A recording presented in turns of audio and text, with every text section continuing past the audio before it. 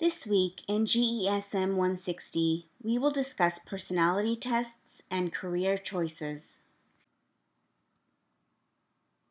So what is personality? Everyone has a personality, and it affects how we see the world and how we think, feel, and act. But what do experts in psychology say about personality? According to psychological theory, personality refers to individual differences in characteristic patterns of thinking, feeling, and behaving. An important word here in this definition is patterns. Personality is different than mood in that personality is stable over time. So when a test is measuring personality, what they're really measuring are enduring personality traits and characteristics of an individual that are non-mental and non-physical in nature, such as attitudes and values. Personality traits, such as whether a person is introverted or extroverted, are measured in order to identify which enduring qualities make up an individual's personality. Often, personality tests measure several personality traits, and the result is an interpretation of what type of personality an individual has. A personality type is not one single trait, but a particular combination of traits, such as a person who may be highly extroverted and conscientious, moderately open to new experiences, moderately agreeable, and low on the neuroticism scale. There are two types of personality tests, objective tests and projective tests. Objective tests contain very clear and unambiguous questions, stimuli, or techniques for measuring personality traits. An example of this would be the statement, "I get along with others." This statement may measure the personality trait agreeableness. A person who is agreeable is said to be tolerant, trusting, kind, and warm. A test taker responding to this item may choose from a Likert scale with anchors such as strongly agree, neither agree nor disagree, or strongly disagree. It is theorized that the more a test taker agrees with the questions measuring agreeableness, the more of the trait or characteristic a person has. This is contradictory to projective tests that have an ambiguous or unclear stimuli which the evaluator asks the test taker to interpret. One of the most famous projective tests is the Rorschach inkblot test, in which an unidentifiable inkblot picture is shown to a test taker, and it is up to the test taker to make sense of it. For example, in this picture, you may see two foxes, a wolf's face, or some other item. It is believed that test takers impose or project their own sense of structure on an unstructured event and thus give evaluators insight into how the test taker views the world and the characteristics that are associated with that view. When psychologists are developing personality tests, there are a few different methods they can choose from, such as using content and theory, a criterion group, factor analysis, or personality theory. We will go over these methods in the next few slides. When using the content and theory method, we look for theories that say people with certain personality traits would rather engage in one behavior over another. For example, a common item used on many inventories to assess risk-taking is, "I always wear my seatbelt." This type of item would appear on an objective test and would ask test takers whether they agree or disagree with the statement. Those who disagree may be more apt to take risks than those who agree. When using criterion groups to create personality tests, the test developer looks for a group of potential test takers that differs on the personality traits being studied from another group of potential test takers. For example, if creating a test for neuroticism, a test developer may look for one group who is more anxious, temperamental, and self-conscious, and another group that is more calm, even-tempered, and unemotional. The developer would then develop items based on their research into the literature about neuroticism and give the items to both groups. Items that discriminated the two groups best would become the final scales. This scale or inventory could then be used for test takers who are not in the criterion groups to measure their level of neurosis. This method is how the Minnesota Multiphasic Personality Inventory, or MMPI, was developed. The MMPI is a tool used to diagnose personality disorders such as schizophrenia. Which brings up an important point about personality tests. Even though nowadays there are all sorts of free personality tests online, it should be noted that while it may be fairly easy to locate and administer these assessments, it takes a licensed, trained psychologist to interpret many of them accurately. Trying to do so without proper conceptual or procedural knowledge may end up like that one time we looked up our symptoms on WebMD and concluded that we were dying. In fact, some personality tests, like the MMPI, are only available to persons with proper degrees and/or licenses. The third method for developing assessments is the use of factor analysis. Factor analysis is a technique for looking at relationships between variables that helps to identify which variables relate to another. In creating valid and reliable assessments, we want to make sure that if a number of items are measuring a specific personality trait, such as extroversion, that these items all relate to each other. So for example, let's say there are 3 items on an inventory that are supposed to measure extroversion, such as I feel more energetic when interacting with others. I enjoy crowded places. I do not like working alone.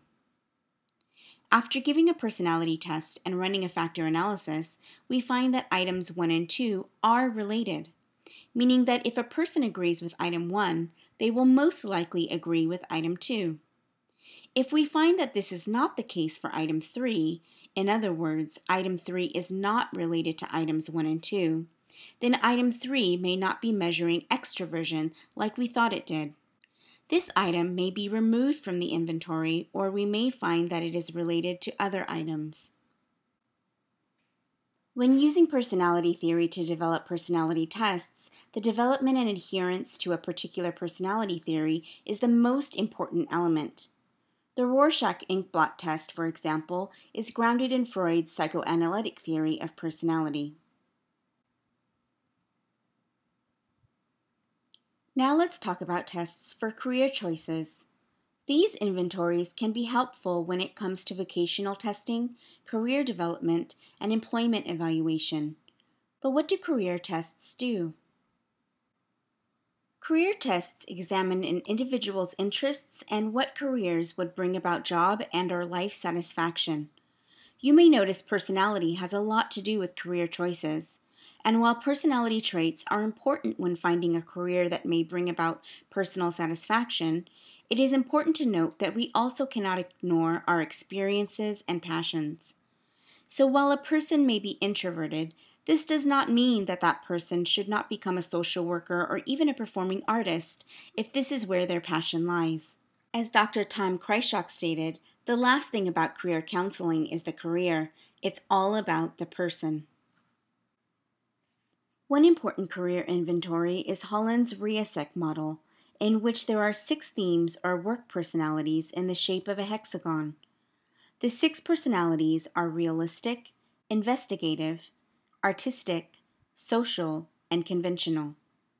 Those in the realistic category may enjoy working with concrete or hands-on tasks, such as a carpenter, while those in the investigative category may enjoy solving problems that involve analyzing or evaluating ideas. A forensic scientist may fit into this category. The artistic work personality is one where people take pleasure in being creative and working in more unstructured situations.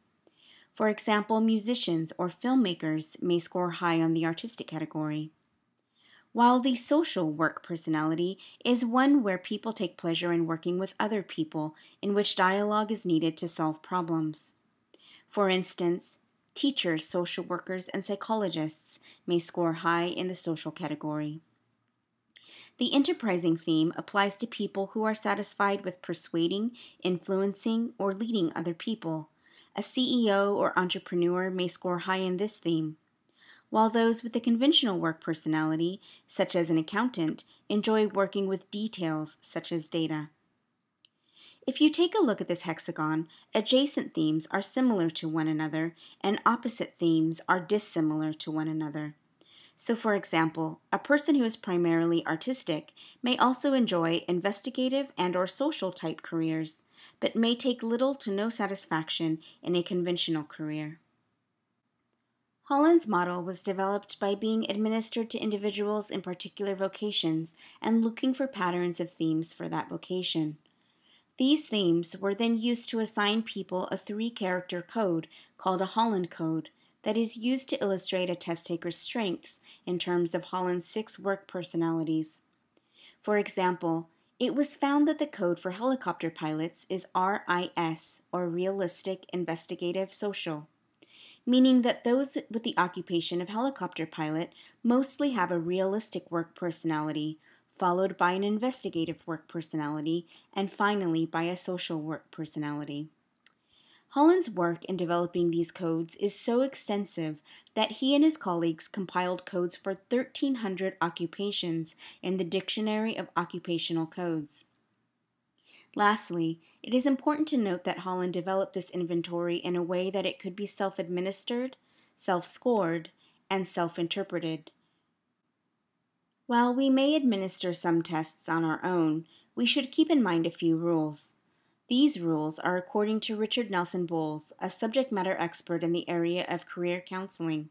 They are: 1. Not all tests are right for all people. 2. No test is the test for everyone. These first 2 rules point out that there is no one magic test that will tell someone what career they should choose. 3. When it comes to important decisions, trust your emotions. If your gut is telling you that something is not right, or that you really need to pursue your passion, trust it.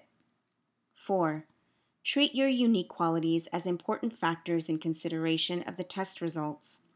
For the Holland model, there are only 120 possible combinations. This means that you will not be the only one to receive your exact results. So it is important to think about your individual experiences, passions, values, etc. prior to making a decision. And 5. Test schmest. It's only a score. These scores can be helpful, but remember what Dr. Kreischock said. The last thing about career counseling is the career. It's all about the person. Finally, as you are learning this week, reflect on these questions. Have you ever taken a personality test? Was it objective or projective? How was the personality test developed? Was it based in theory or tested against a Criterion Group? Was a factor analysis conducted? How can career development inventories be helpful? What should you also consider when reviewing the results?